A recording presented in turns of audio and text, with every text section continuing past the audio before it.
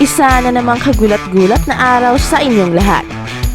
Abangan ang lucky winners ng ating 100k giveaway sa susunod nating mga videos. Maraming salamat sa patuloy na pagsusuporta sa ating channel.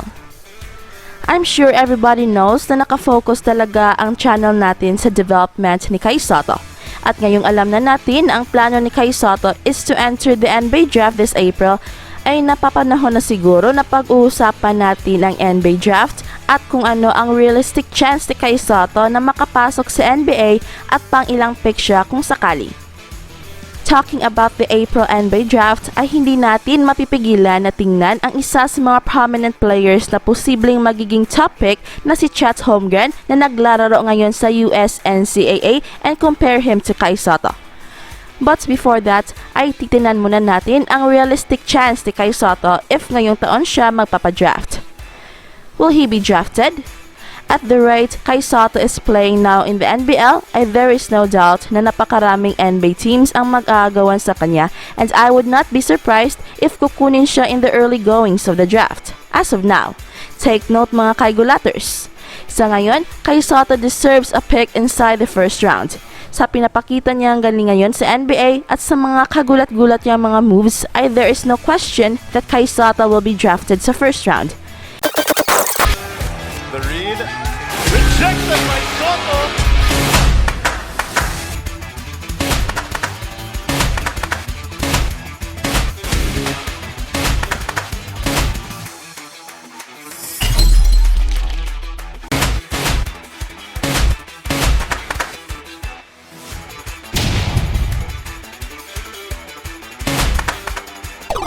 So sa ngayon ay naungusan na niya lahat ng mga next stars young NBA prospects na naglalaro sa NBL except kay Besson na isang 20 years old and will turn 21 this April. Pero hindi naman nakakalayo ang kanilang mga numbers considering that Hugo Besson plays a lot of minutes for his team, samantalang si Kai Sotto is only averaging 15 minutes of play per game at wala pang special design play para sa kanya.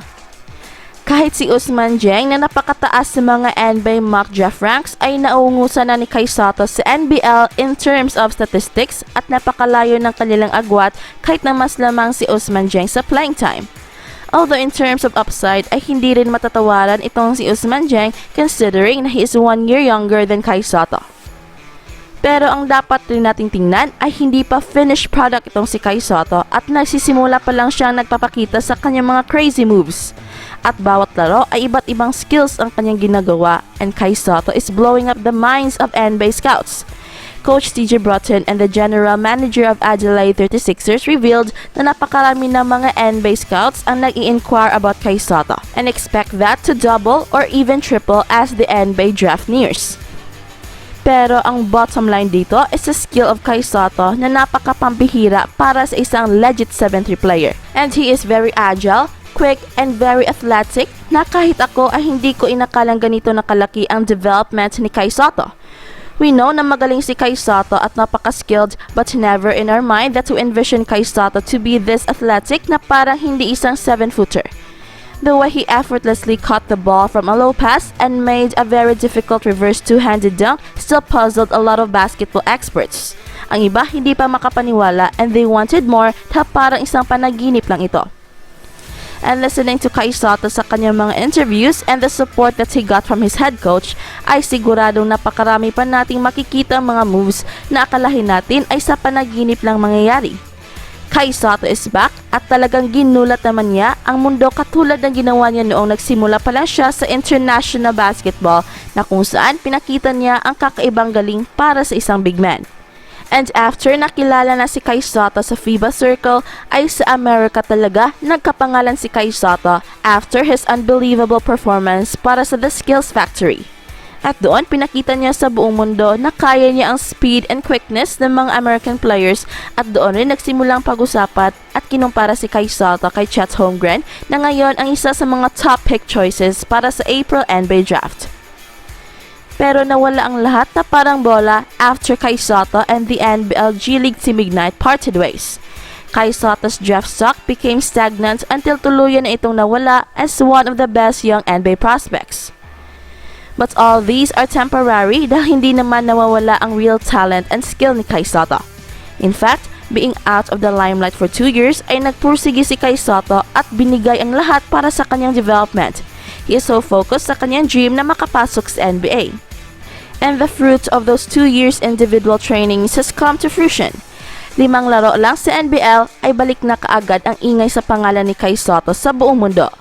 And from the trajectory of his development na kanyang pinakita sa 5 laro niya sa NBL against full-grown men in a very physical league, ay there's no doubt that everything about Kai Sotto is going north. And our belief from the start that Kai Sotto will become the top pick once he will enter the NBA is now getting traction again. Lumilinaw na at meron na tayong nakikitang possibility na maungusan pa ni Kai Sotto ang napakaraming mga young NBA hopefuls who are ranked ahead of him. At dahil unranked si Kai Sotto ay he is poised to make history this April na isang unranked prospect who will make a dramatic jump and become a top pick sa NBA draft. We are not hyping Kai Sotto here. We are just saying kung ano ang kanyang real worth as a player based sa kanyang basketball skills and talent. In fact, Chet Holmgren's draft stock has went down a little. Dahil sa ibang mga mock draft ay nasa pangatlo na lang siya from the undisputed number 1 dahil nakikita ng mga basketball experts na hindi pa ready ang katawan ni Chet Holmgren, and many times against college players na ka-age group niya ay nahihirapan si Chet Holmgren sa pisikalan na laro. How much more pagdating niya sa NBA? Put Chet Holmgren sa NBL at baka first game pa lang ay mababalian na yan ng mga buto dahil bato-bato ang mga players sa NBL at napaka-pisikal maglaro. But Kai Sotto has thrived sa physicality sa NBL, and that is another reason kung bakit merong possibility na aangat pa ang draft stock ni Kai Sotto. And the possibility of surpassing Chet Holmgren on draft day is a big possibility. And if you factored in the marketability of Kai Sotto, ay tsak tapos na ang usapan. Ngayon pa lang ay nakikita na ng NBL Australia ang kasikatan ni Kai Sotto, and they are maximizing it by using Kai Sotto sa kanilang mga social media postings, and it generates millions of viewers around the globe. In fact, mas marami pa ngang views ang mga highlights ni Kai Sotto compared sa mga ibang highlight videos sa NBA. And for sure, the NBA as a whole is salivating sa marketability ni Kai Sotto. Surely ay mag-aagawan ang mga NBA team sa services ni Kai Sotto. Isang napakagaling na player at napakasikat pa. Saan ka pa? At huwag magpahuli dahil baka magugulat na lang kayo sa mga bagong balita. At kung nagugustuhan niyo ang ating channel ay huwag kalimutang pindutin ang like and subscribe button at pati na rin ang notification bell upang updated kayo sa mga nakakagulat na balita. Salamat and see you around! Round 9 was divine. Now it's time to count him down at your Hungry Jacks NBL Top 10 at number 10. Clint Steindl with a little hesitation. Then he's going for the detonation. But you gotta fly high if you want to topple Kai. And Clint didn't have enough to bring home that stuff. It's Kai Sotto getting in at number 10. On to number 9 where it's Duop Reese breaking free. But Keanu Pinder puts him in a blender. The Snakes denying fast breaks, the defense gets in at number 9. At 8, it's late in the first quarter, but that don't matter because Bryce Cotton is quicker than the half-life of a lightning strike when he's in flight. With the buzzer calling, Bryce flies right past Harry Froling to get in at number 8. We're up to number 7, and have you not heard that Jarrell Martin's absurd? The block is clean as Jarrell as he stops Todd Blanchfield from ringing the bell. And then quickly the Kings zing this thing the other way as Xavier finishes with some flavor at number 7. At 6, Perth's Mitch Norton gets the steal, and that's cool, but just watch him unspool this dime that sends Vic Law flying. Law gets raw as he races through the Illawarra D faster than a plate of bad sushi. That's in at number 6. On to number 5, and Jarrell Martin is the NBL Top 10's version of a bag of chips.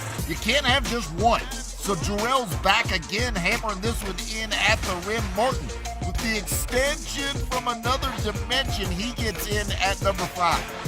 At 4, Adelaide down 3 to mighty Melbourne late, but the fans from United can't get too excited because Dusty Hanna's shooting is bananas. Dusty tickles the twine to force overtime where the 36ers end United's winning streak, and Dusty gets in at number 4. On to number 3, and just because the oop pass from Mitch McCarron is short, don't think that means it's ever mission abort. To get Mitch a dime, Kai had to reach back in time. Soto gets the alley-oop hammer throw, and he gets in at number 3.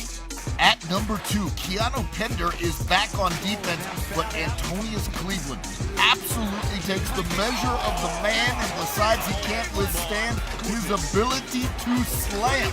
Keanu needs to visit the doctor after getting buzzed by this ferocious helicopter. Antonius Cleveland in at number 2. But at number 1, we've got ourselves a graphic content alert. Look away if you're Michael Frazier's family, because first he misses a 3, then he gets shook right off his feet. Antonius Cleveland with an in-and-out dribble, and poor Michael Frazier never got a nibble. Antonius is owning this top 10 as he charts at 2-1, and our work is done on the NBL. Cut it.